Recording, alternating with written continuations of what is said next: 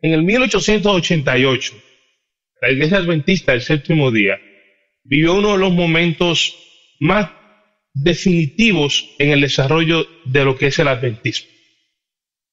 La Iglesia se enfrentó entre lo que ya estaba establecido y lo que estaba buscando establecerse. Un grupo de pastores que creían que la manera de salvarse era a través del cumplimiento de las leyes de la Biblia, llevaron este tema al Congreso porque dos jóvenes, uno apellido Wagoner y el otro apellido Jones, tenían esta idea muy popular entre los evangélicos de que la salvación era únicamente por medio de Jesucristo y por la fe. Los pastores de renombre, con mucho tiempo pastoreando y con mucha experiencia y mucho respeto, seguían defendiendo que la salvación era un tanto por obras, mientras que estos dos jóvenes, apoyados por Elena White, trajeron la idea de que la salvación era por la fe. En ese año, la iglesia se fragmentó un poco. En los 50 ocurrió otro caso similar, y fue con la publicación del libro Preguntas sobre Doctrina. Los pastores de renombre con mucho tiempo habían establecido esta idea de que Jesús había nacido con la naturaleza de pecado. Pero la publicación de este libro cambió el paradigma diciendo, al igual que pensaban los evangélicos, que Jesús había nacido con una naturaleza diferente a la naturaleza de Adán. Este tema todavía hoy se sigue discutiendo. La iglesia adventista, al igual que la iglesia cristiana a través de la historia, ha pasado por muchos de estos momentos, donde gente que tiene una idea por muchos años y establecida y parece ser el pensamiento de todo el mundo, se siente enfrentada a ideas nuevas. Y casi siempre estas ideas nuevas no son tan descabelladas y terminan siendo la verdad. Hay un himno muy popular que se publicó en el 1873 titulado Dame esa vieja religión. Y el coro del himno repite una y otra vez, dame esa vieja religión, dame esa vieja religión, dame esa vieja religión. Y termina con la lapidante declaración, es lo suficientemente buena para mí. Yo quiero que usted hable conmigo su Biblia en el Evangelio según San Lucas, capítulo 5. Vamos a analizar brevemente la conversión de uno de los apóstoles y todo lo que se desarrolló a raíz de esto. Vamos a comenzar leyendo desde el versículo 27, pero nos vamos a enfocar específicamente del versículo 33 al 39. Pero comenzamos en el 27. Después de esto, Jesús salió y se fijó en un recaudador de impuestos llamado Leví, sentado en la oficina de los tributos, y le dijo, sígueme. Y dejándolo todo, se levantó y lo seguía. Leví le ofreció un gran banquete en su casa, y había un grupo grande de recaudadores de impuestos y de otros que estaban sentados a la mesa con ellos. Y los fariseos y sus escribas se quejaban a los discípulos de Jesús diciendo, ¿por qué comen y beben ustedes con los recaudadores de impuestos y con los pecadores? Jesús les respondió, los sanos no tienen necesidad de médico, sino los que están enfermos. No he venido a llamar a los justos, sino a pecadores al arrepentimiento. Ellos dijeron a Jesús, los discípulos de Juan ayunan con frecuencia y hacen oraciones. Los de los fariseos también hacen lo mismo, pero los tuyos comen y beben. Entonces Jesús les dijo, ¿acaso pueden hacer los acompañantes del novio que ayunen mientras el novio está con ellos? Pero vendrán días cuando el novio les será quitado. Entonces ayunarán en aquellos días. También les dijo una parábola.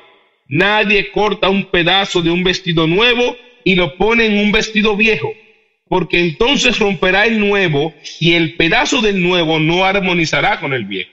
Y nadie echa vino nuevo en odres viejos, porque entonces el vino nuevo rompe los odres y se derrama y los odres se perderán, sino que el vino nuevo debe echarse en odres nuevos. Y nadie después de haber después de beber el vino añejo, desea el vino nuevo, porque dice, el añejo es mejor. Mateo, aquí llamado Leví, era un recaudador de impuestos. El hecho de Jesús llamar a Mateo a ser parte de este movimiento que buscaba la instauración del reino de Dios era algo confuso. El establecimiento del reino de Dios era este momento en el que Dios llegaba e iba a quitar toda dominación extranjera de sobre el pueblo de Dios. Mas, sin embargo, Jesús está llamando a unirse a alguien que trabaja para la nación que domina al pueblo de Dios. Los recaudadores de impuestos no tenían salario. Ellos tenían que ganar dinero aumentando el impuesto que Roma imponía sobre el pueblo. ¿Usted se sentiría bien con un latino que está encargado de cobrarle dinero y que para él ganar, él tiene que aumentar el interés despiadadamente a como él le parezca? ¿Usted sentiría que esa persona realmente empatiza con su latinidad? ¿Usted sentiría que es su hermano latino? Si lo hace un americano, usted dice, es un americano, él está en su país. Pero uno que habla español como yo, que vino de allá como yo, que quizás está en las mismas condiciones que yo, o quizás en peores condiciones que yo, buscándose dinero de sus hermanos para beneficiar a otra nación, ¿usted vería a esa persona como un hermano? ¿Verdad que no? Los judíos veían a Mateo peor de ahí. Era un traidor, un vendido, y sobre todo estaba en contra del establecimiento del reino de Dios porque servía servilmente a la nación que estaba gobernando.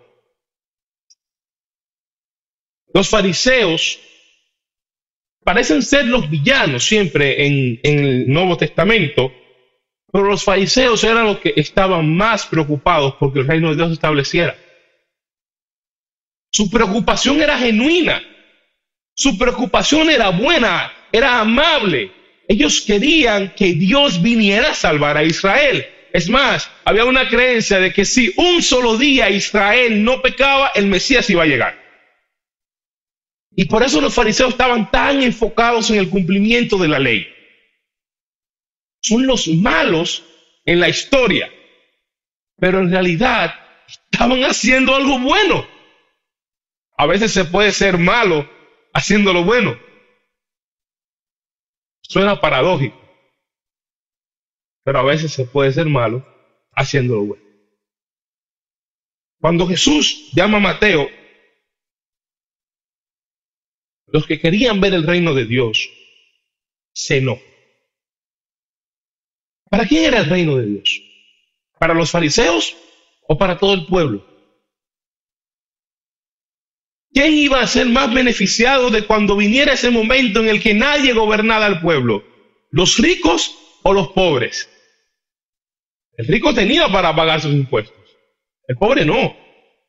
Si llegaba el establecimiento del reino de Dios, los más beneficiados iban a ser obviamente los pobres, los desdichados, las viudas, los miserables, los excluidos, porque eran los que tenían menos posibilidades de enfrentarse a la dominación extranjera. Los fariseos y los saduceos eran ya como la oligarquía, la estirpe, los que ya estaban bien posicionados. Incluso los saduceos estaban bien amigados con los romanos. Jesús comienza a recoger gente común, gente del burgo, gente que no era exactamente los que estaban impulsando el establecimiento del reino de Dios.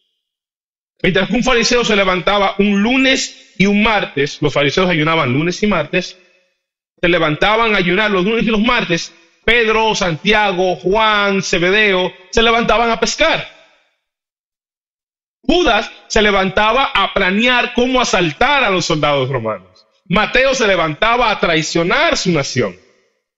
Mientras el fariseo estaba orando y ayunando, contando sus cuentas, contando sus filacterias. ¿quién realmente parecía estar impulsando el establecimiento del reino de Dios?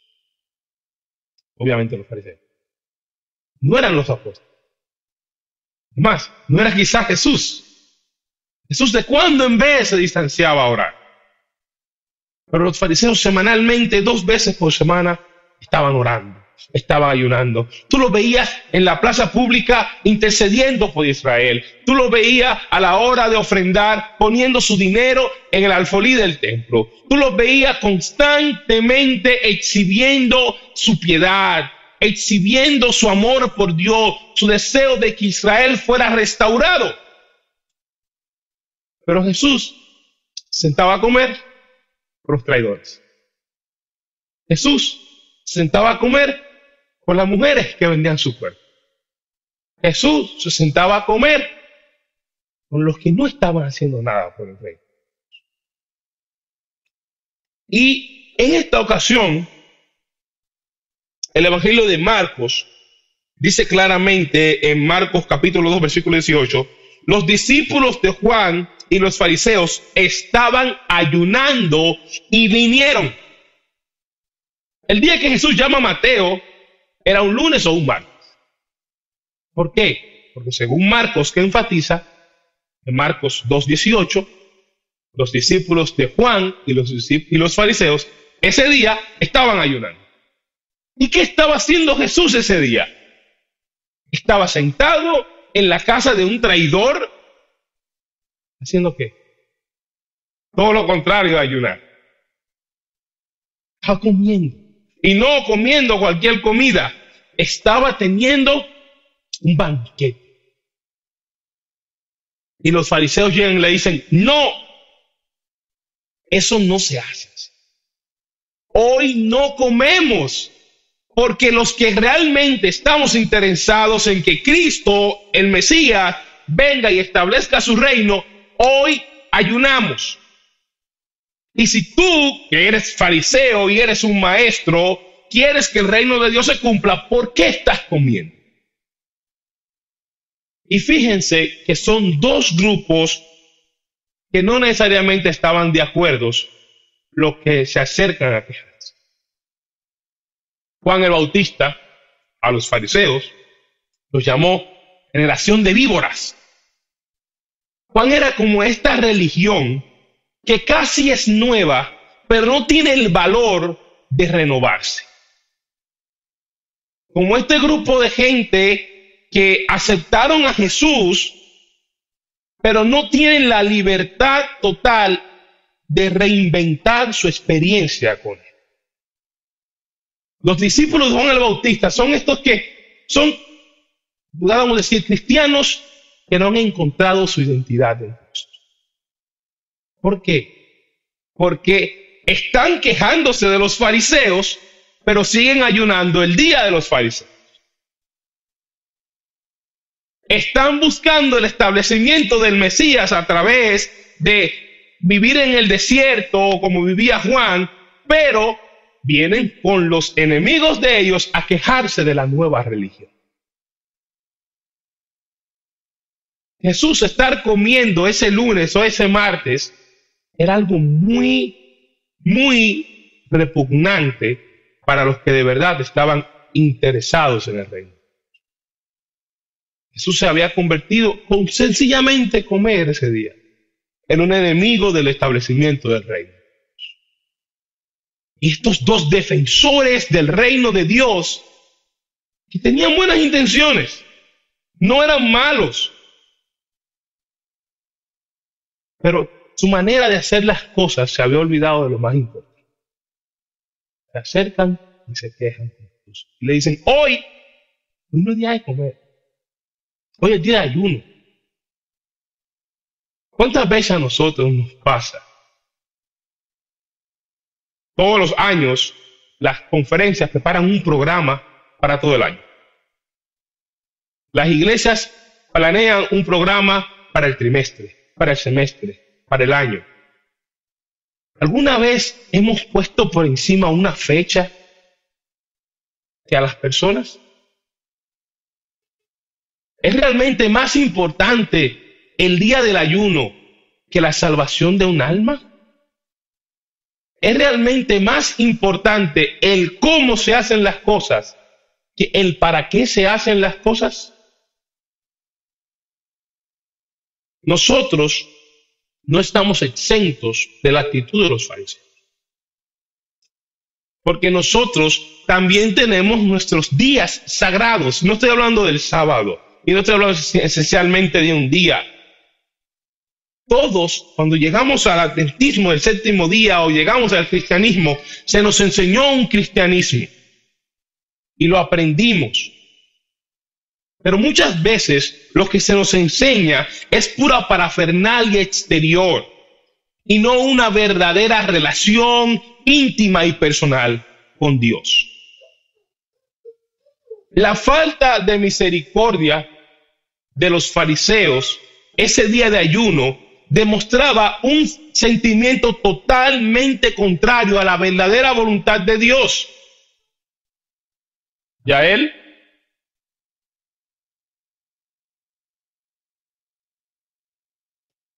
Isaías 58, versículos 4 al 6 dice: ayunan para discusiones y riñas, y para herir con puño malvado. No ayunen como hoy, para que se oiga en lo alto su voz. Este es el ayuno que yo escogí, para que un día se humille el hombre. ¿Es acaso para que se incline su cabeza como junco y para que se acueste en silicio y ceniza? ¿Llamarán a esto ayuno y día acepto al Señor? ¿No es este el ayuno que yo escogí? Desatar las ligaduras de impiedad, soltar las coyuntas del yugo, dejar ir libres a los oprimidos y romper todo yugo. Isaías se queja contra el pueblo porque el pueblo estaba ayunando en Babilonia, pero estaba ayunando para autosatisfacerse, no para ejercitar la misericordia. Y los fariseos, ellos de paso son un grupo religioso que aparece en Babilonia, seguían ayunando para establecer el reino de Dios, porque querían ser libres, pero no le daban la oportunidad a los oprimidos de experimentar la libertad. A veces se hace lo malo haciendo lo bueno. Y Jesús rápidamente comienza a explicarles el problema de los fariseos con una parábola. Y toma dos ejemplos: un pedazo de tela en un vestido y vino en una vasija, en un recipiente de cuero. Para los que no saben lo que es un odre, la palabra que aparece en el texto es odre, pero ¿han visto estas películas donde tienen como unas cantinfloras que parecen hechas de piel? Eso es un odre. Una bolsa de cuero donde se echaba un líquido. En este caso, vino. Y Jesús les dice: miren, cuando usted tiene un vestido que ya está viejo y se rasga, usted no le pone una tela nueva para coserlo. ¿Por qué? Bueno, la explicación es que la tela vieja y desgastada ya se estiró todo lo que iba a estirar. Yo compro una camisa y me queda apretada y yo la lavo y me sigue quedando apretada porque yo estoy gordo, pero si no estuviera gordo ya no me quedara tan apretada, se aflojara. Bueno, ya yo no estoy gordo, me dijeron esta mañana. Me hicieron sentir bien. Aunque yo quisiera no estar gordo por otras razones, pero no estoy gordo ya. Entonces Jesús pasa a explicar. El pastor Antonio dice que esta lucha endemoniada. Yo creo que sí. Cuando la tela nueva intenta expandirse, estando en una tela ya expandida, va a romper la costura y se va a echar a perder el remiendo. La tela vieja no está capacitada para volver a experimentar el proceso de expansión que va a experimentar un remiendo nuevo. Y el vino nuevo se va a fermentar. Cuando usted deja algo, un jugo en la nevera guardado, un jugo de piña, a mí me ha pasado mucho jugo de piña, jugo de naranja, y lo deja en una botella cerrada, y se lo olvida, cuando lo abre hace pss, porque la fermentación crea gases. Entonces, si usted agarra un cuero viejo que ya dio su vida útil y le echa vino nuevo y lo tapa, cuando ese vino empieza a fermentarse, ya ese cuero no tiene para dónde expandirse. El cuero se va a romper. Por eso, el vino nuevo se echa en cuero nuevo para que a medida que el vino se fermenta y se gasifica, el cuero vaya expandiendo y queden armonizados. Son dos cosas que nosotros no hacemos hoy. Yo no veo a nadie remendando ropa vieja, a menos que no sea por estilo o por verse cool. Yo a los pantalones le ponía parchos, aunque no estuvieran rotos. Yo estaba hecho más chamaco, porque estaba la moda y yo no tenía para comprar unos pantalones con parchos. Y hoy ya no tomamos vino y ya no lo guardamos en cueros. Pero Jesús está diciendo algo muy interesante. Los fariseos ya estaban gastados. ¿Usted sabe la expresión tener la mente cuadrada? Ser cerrado. No estar abierto a nuevas cosas. Los fariseos estaban así. Estaban como la tela vieja. Estaban como el cuero viejo. Ya no se iban a expandir. ¿Y saben qué? Que esto los hacía incapaces de recibir el vino nuevo y la nueva tierra. Jesús ya no traía la vieja religión, la que es lo suficientemente buena para mí. Jesús traía una nueva experiencia con Dios, una resignificación del reino de Dios, una nueva perspectiva de la ley. Yo hace unos años escribí algo y se publicó este año a principio en la revista Adventista de la Pacific Press, y yo acuñé una frase. Jesús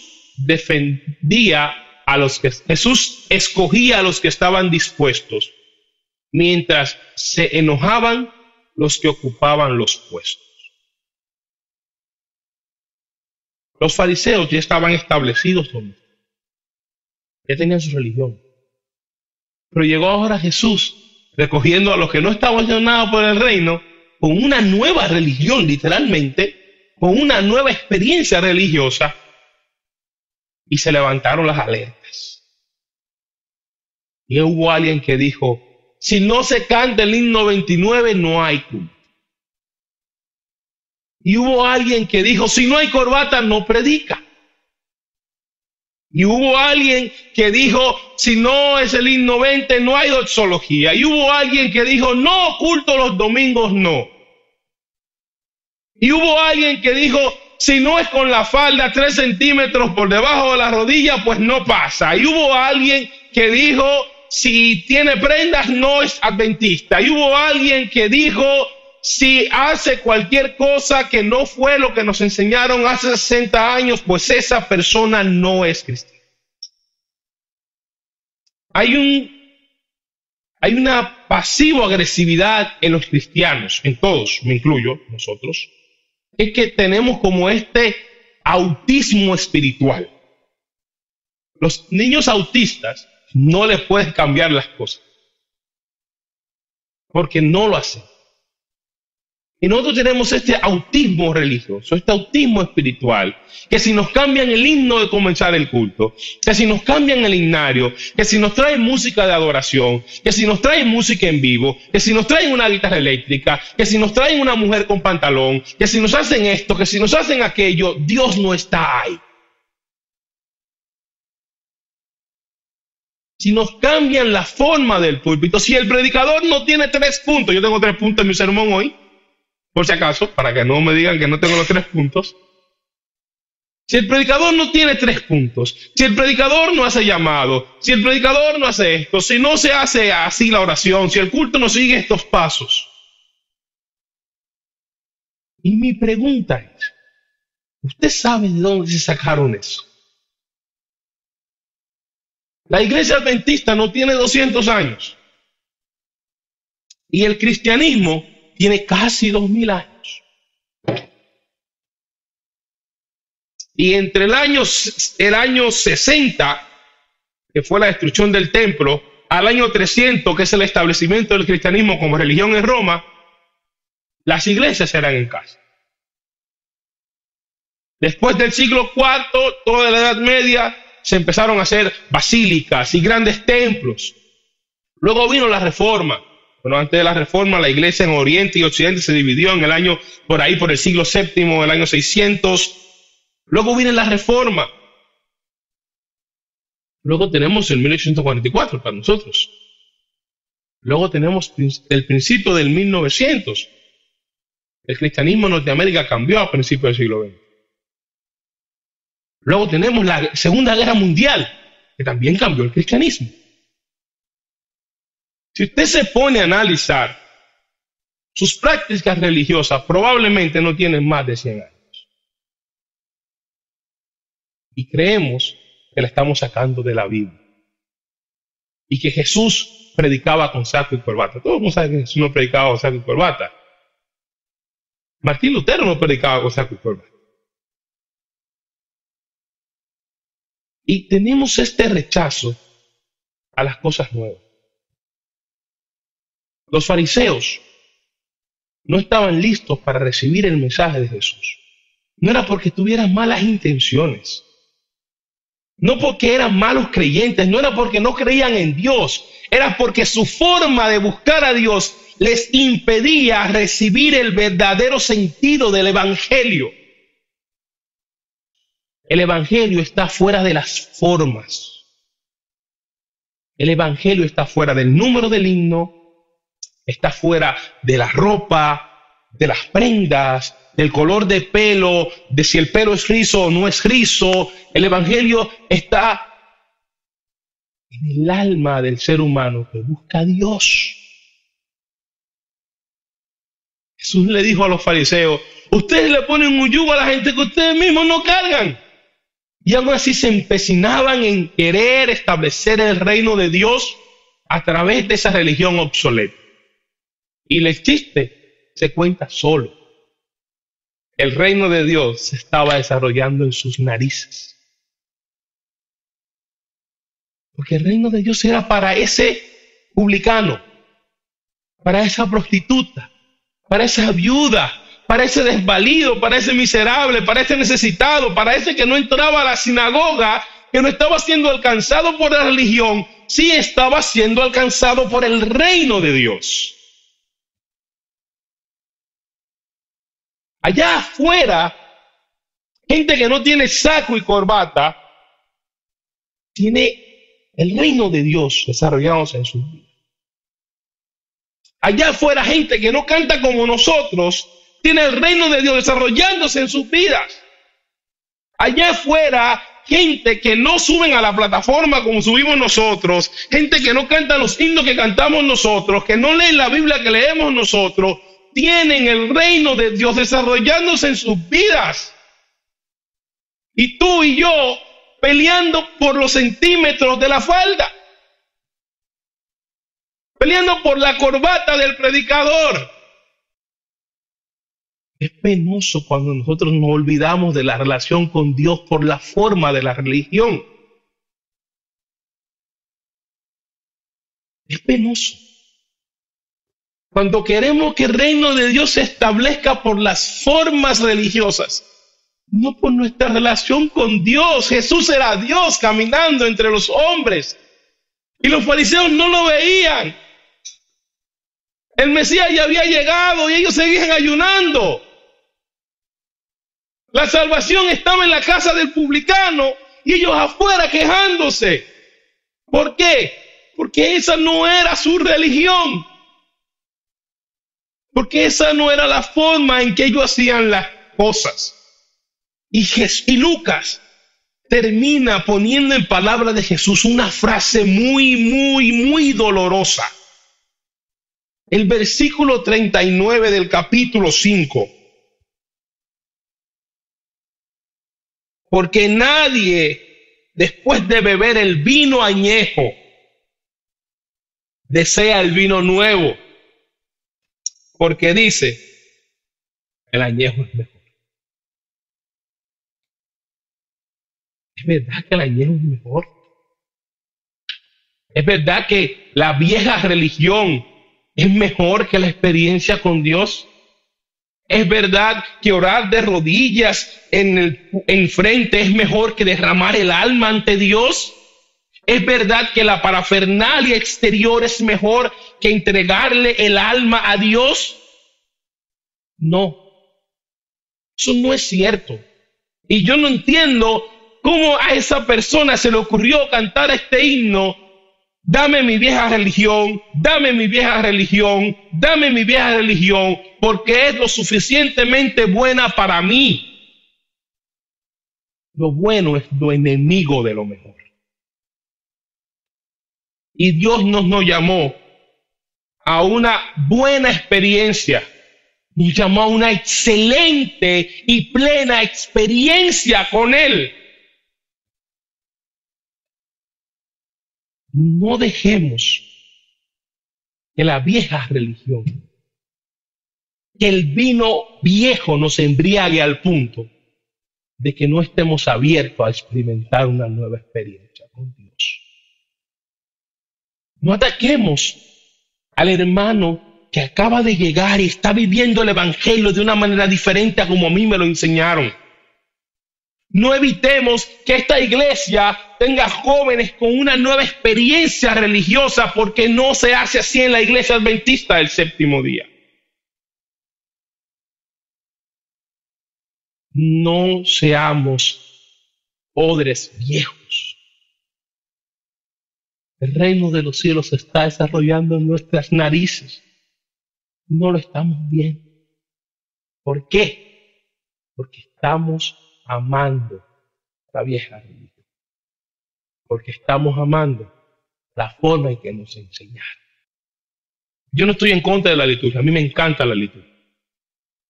Y yo digo abiertamente que yo, si vuelvo a nacer, voy a ser adventista del séptimo día. Y que nunca voy a dejar la iglesia adventista del séptimo día, porque me gustan las cosas como se hacen en la iglesia adventista del séptimo día. Pero no hagamos del adventismo un obstáculo para el reino. No seamos como los fariseos. No seamos como los fariseos. No hagamos del adventismo un obstáculo para el establecimiento del reino. Amén.